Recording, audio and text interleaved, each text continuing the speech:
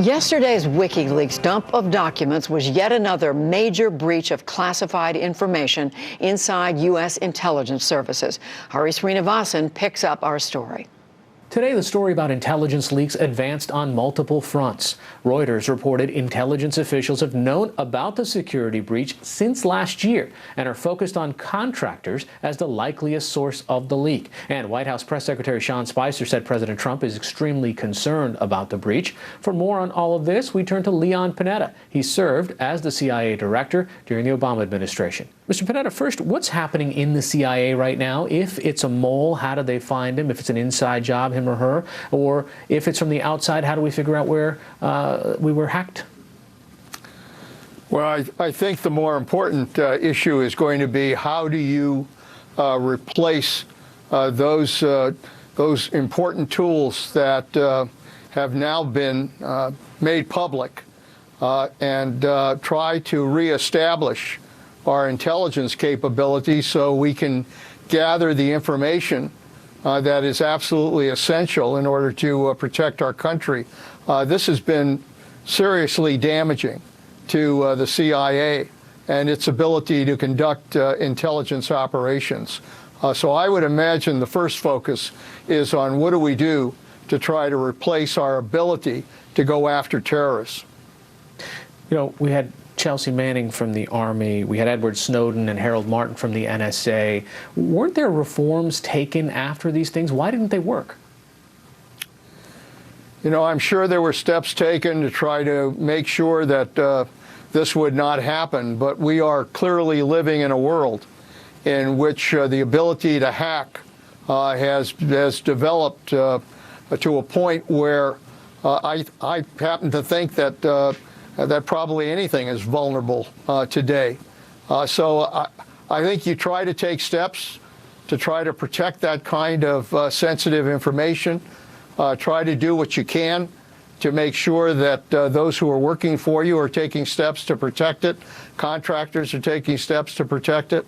But the bottom line is that in today's world, I think you always have to be prepared that somebody may very well be able to get access to that kind of information, and if they do, that they will make it public. I think that's the world we live in right now. You know, I think it caught a lot of people by surprise that the CIA has such an extensive hacking operation. Don't we have the NSA for that? Why is the CIA doing this?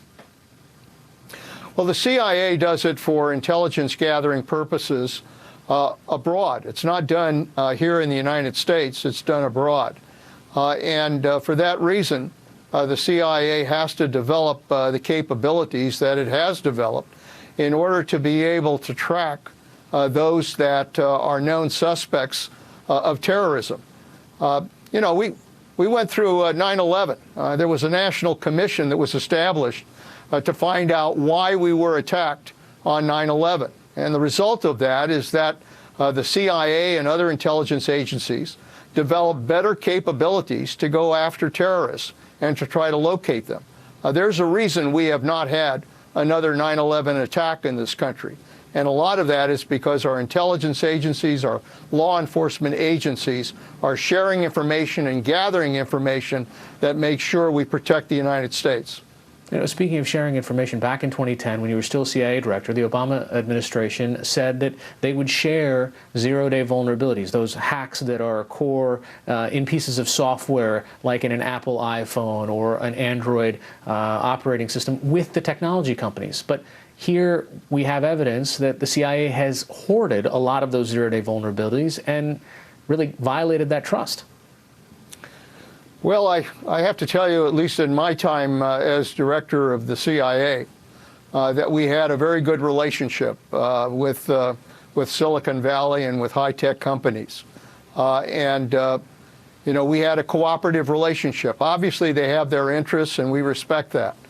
They are dealing with privacy issues, and we respect that as well.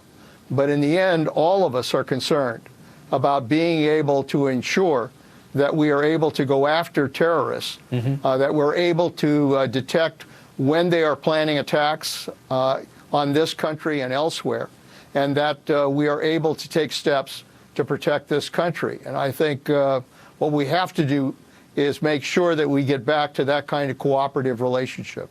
You know, the thing that has a lot of people concerned is when you keep these zero-day vulnerabilities to yourself and you don't tell Apple or you don't tell Google or you don't tell Microsoft, hey, there's this hole in your software, that means that identity thieves, other governments could also be using this. And I mean, I think there's also general discomfort, to put it mildly, with consumers who say, wait a minute, I thought that, that my product was safe, but here I don't necessarily know whether it's even my government's looking out for my best interests. Well, again, I think the fundamental issue that's involved here is whether or not we want our intelligence agencies and our law enforcement agencies to be able to protect our country. And I know that there's often this debate about are we going to be able to protect our security and our freedoms at the same time? I believe we can. I don't think we have to make a choice on that. The reality is that what the CIA has done in terms of its capabilities and what it is able to do is done pursuant to the law and is done pursuant to oversight by the Congress and by the intelligence committees on the Hill. They are fully aware of what capabilities the CIA has. And that is the way we try to protect our freedoms at the same time. Former Defense Secretary and former head of the CIA, among many other things. Leon Panetta, thanks so much for joining us. Thank you.